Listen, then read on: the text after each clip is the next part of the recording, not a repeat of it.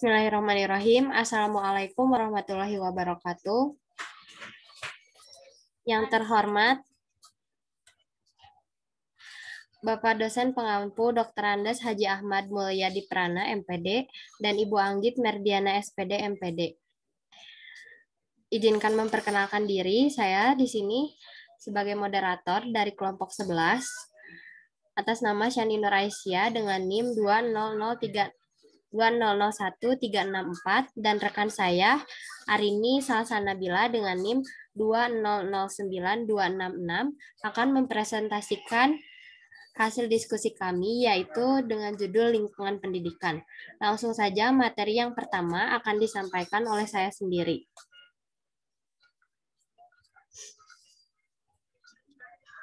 Lingkungan pendidikan adalah segala sesuatu yang mencakup segala geografis, adat istiadat, tempat tinggal,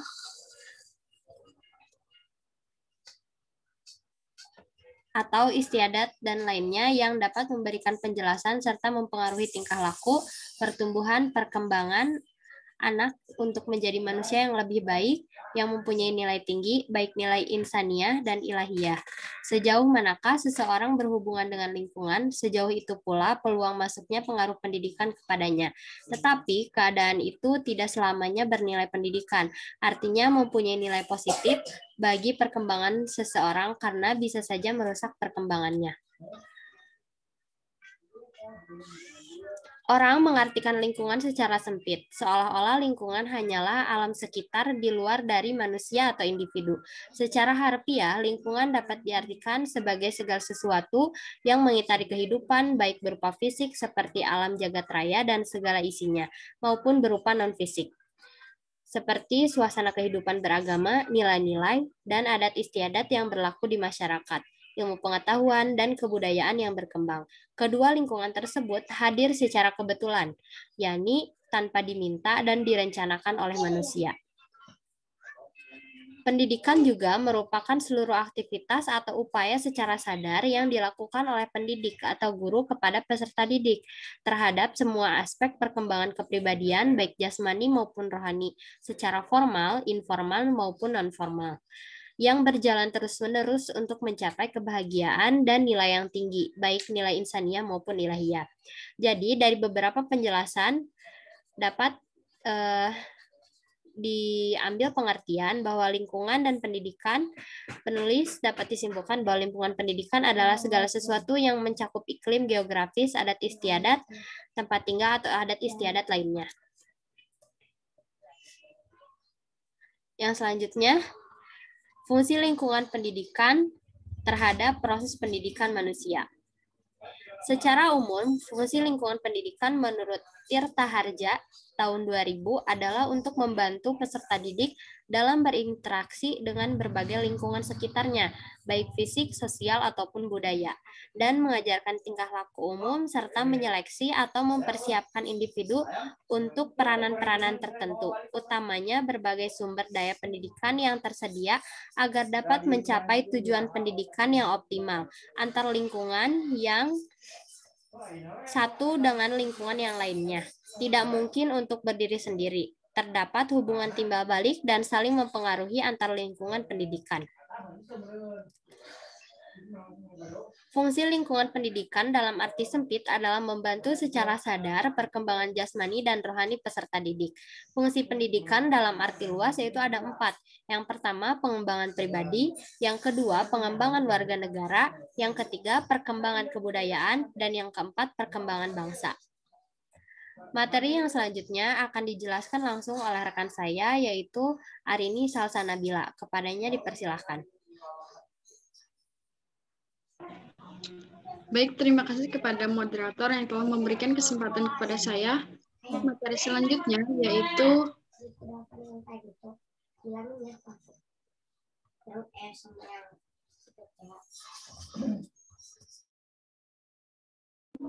untuk materi selanjutnya yaitu ada jenis-jenis lingkungan pendidikan. Yang pertama itu ada lingkungan keluarga. Lingkungan keluarga ini merupakan lingkungan pendidikan yang mula-mula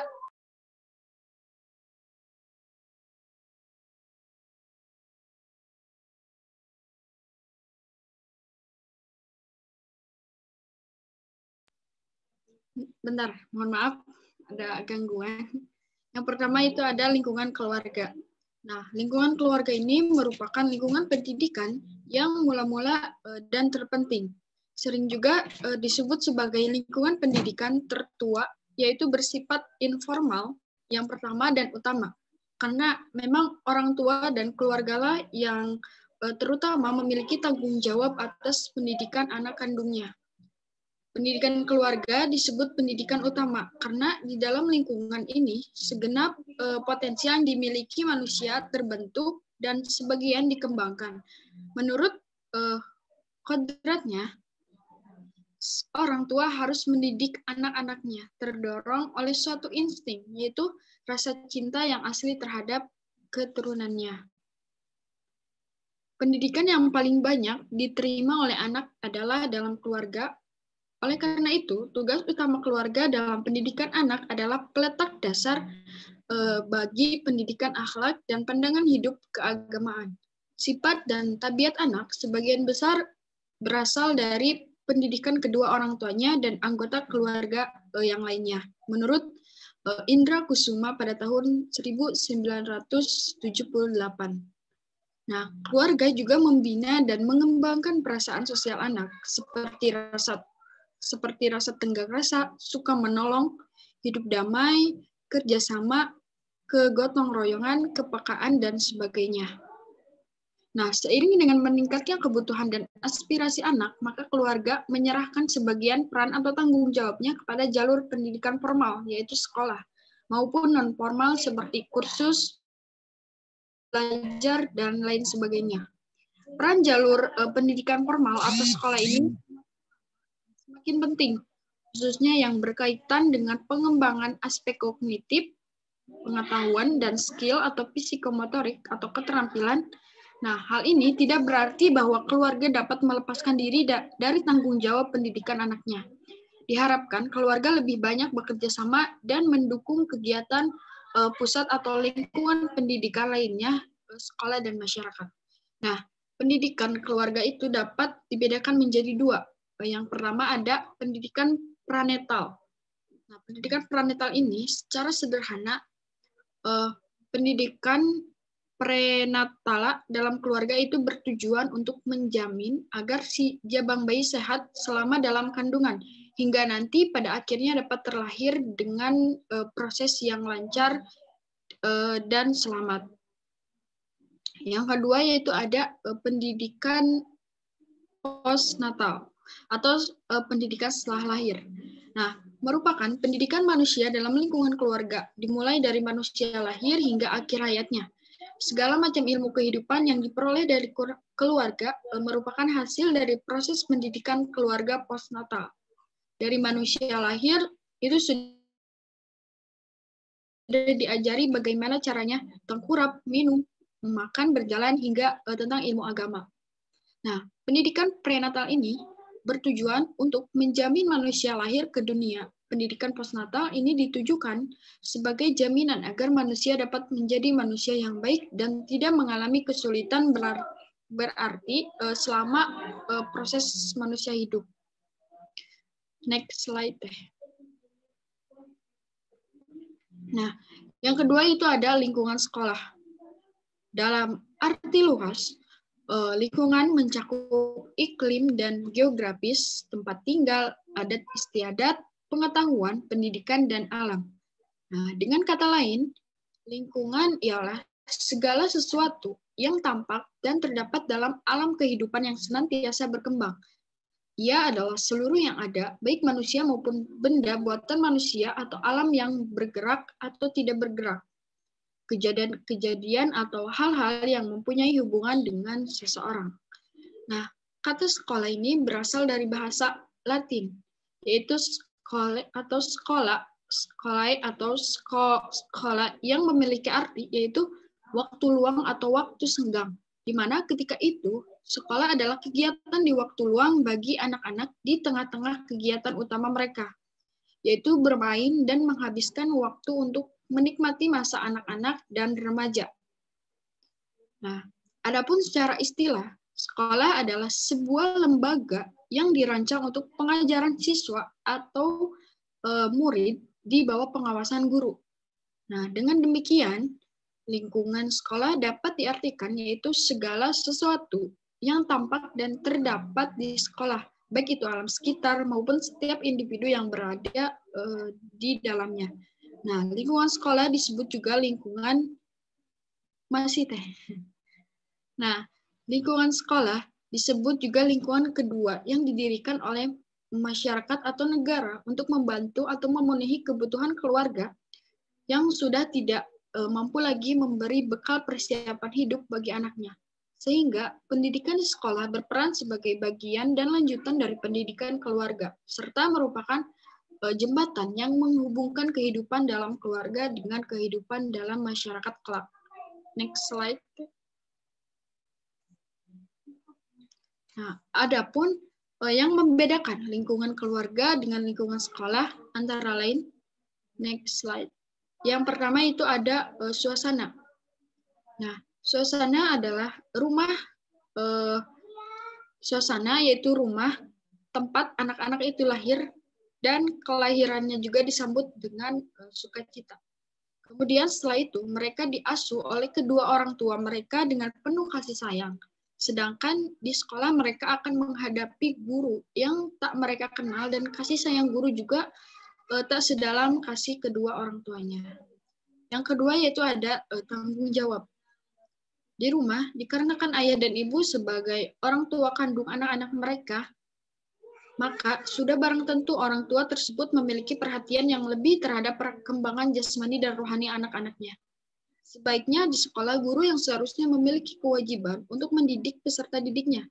Sebagian besar guru merasa telah memenuhi kewajibannya ketika hanya berhasil menaikkan atau meluluskan peserta didiknya. Nah, yang ketiga yaitu ada kebebasan. Ketika di rumah, anak memiliki kebebasan yang lebih dalam gerak-geriknya. Ia bebas makan ketika lapar atau tidur ketika ngantuk. Nah, sedangkan di sekolah, kebebasan semacam itu tak bisa didapatkannya karena di sana ada aturan-aturan khusus yang harus dipatuhinya. Yang terakhir yaitu ada pergaulan. Nah, pergaulan di rumah diliputi suasana kasih sayang, saling mengerti dan saling bantu-membantu. Meskipun terkadang terdapat pertikaian antara kakak dan adik, tetapi di luar rumah pasti kakak senantiasa melindungi adiknya. Di sekolah, pergaulan antara murid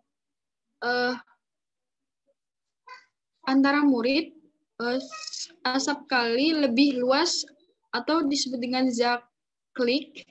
Mereka harus menghargai hak dan kepentingan masing-masing. Hal-hal di atas itu menunjukkan perbedaan yang asasi antara rumah dengan sekolah. Rumah ialah lingkungan pendidikan yang sewajarnya. Pemeliharaan orang tua terhadap anak bukan diperoleh dari suatu pengalaman, melainkan adalah sifat yang naluriah. Sekolah yang dibuat sendiri oleh manusia, karena semakin tinggi tingkat kebudayaan, maka tuntutan masyarakat bertambah tinggi pula. Nah, sedangkan lingkungan rumah tak lagi mampu mendidik anaknya dengan maksimal. Dengan demikian, masyarakat mendirikan sekolah-sekolah yang di sana dilaksanakan pendidikan untuk anak disertai peraturan-peraturan tertentu. Next slide. Nah, yang selanjutnya yaitu ada manfaat dan fungsi belajar di sekolah. Yang pertama yaitu ada melatih kemampuan akademis anak atau dengan kata lain anak tersebut supaya pintar. Nah, dengan melatih serta mengasah kemampuan menghafal, menganalisa, memecahkan masalah, logika, dan lain sebagainya, maka diharapkan seseorang akan memiliki kemampuan akademis yang baik. Orang yang tidak sekolah biasanya tidak memiliki kemampuan akademis yang baik sehingga dapat dibedakan dengan orang yang bersekolah. Kehidupan yang ada di masa depan tidaklah semudah dan seindah saat ini, karena dibutuhkan perjuangan dan kerja keras serta banyak ilmu pengetahuan. Nah, yang kedua yaitu ada menggembleng dan memperkuat mental, fisik, dan disiplin. Artinya, dengan mengharuskan seorang siswa atau mahasiswa datang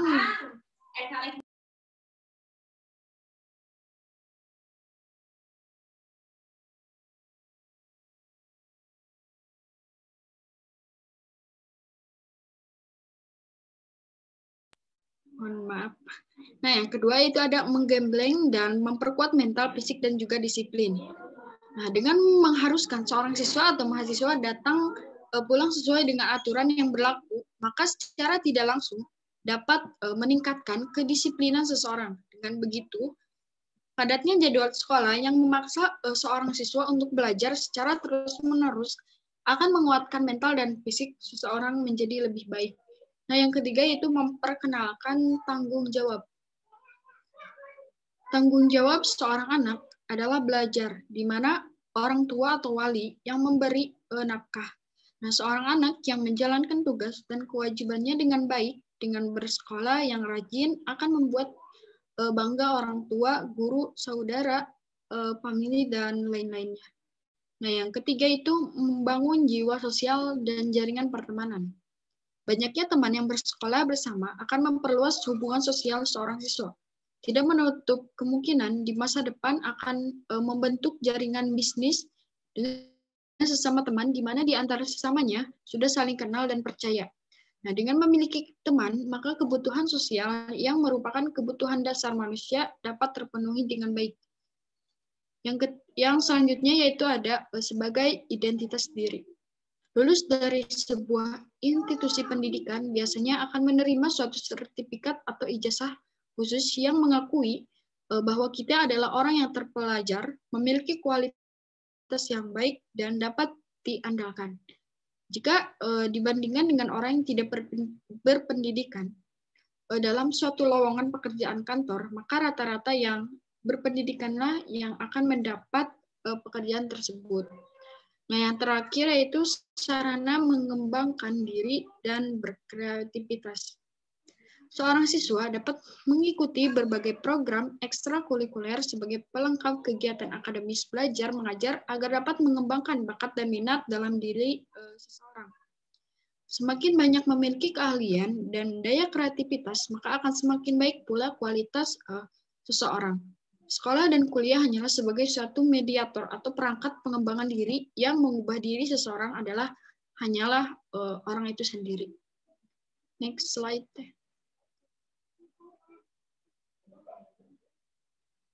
Nah, yang terakhir yaitu ada lingkungan masyarakat. Dalam konteks pendidikan, masyarakat merupakan lingkungan pendidikan selain pendidikan dari lingkungan keluarga dan juga sekolah. Pendidikan yang dialami dalam lingkungan masyarakat ini telah mulai ketika anak-anak sudah mulai lepas dari asuhan keluarga dan berada di luar dari pendidikan sekolah. Namun, orang tua tidak melepas begitu saja. Mereka tetap mengontrol perkembangan atau pendidikan yang didapatkannya, karena pengaruh yang lebih luas dibanding dengan lingkungan pendidikan yang lain. Corak dan ragam pendidikan yang dialami seseorang dalam masyarakat banyak sekali. Ini meliputi segala bidang, baik pembentukan, kebiasaan-kebiasaan, pembentukan pengertian-pengertian atau pengetahuan, sikap dan minat, maupun pembentukan kesusilaan dan keagamaan. Next slide.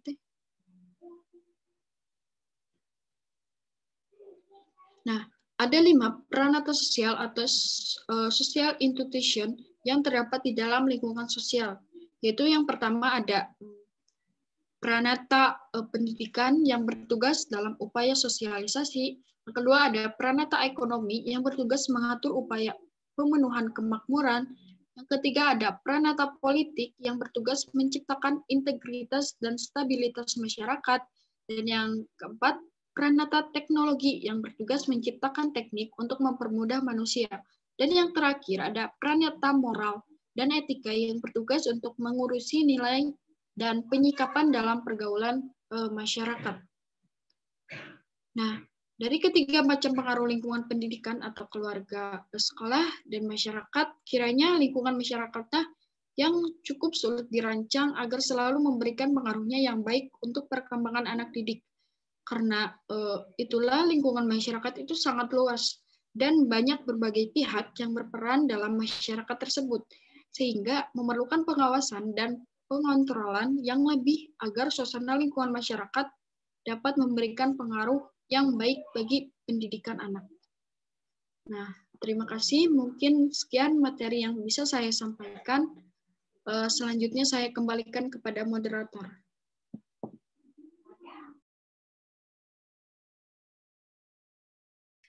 Ya, terima kasih kepada Teh Arini.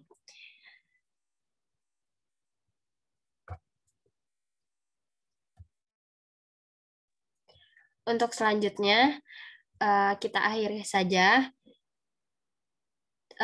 Terima kasih kepada teman-teman semua yang sudah menyimak dengan baik dan sudah mendengarkan dengan seksama.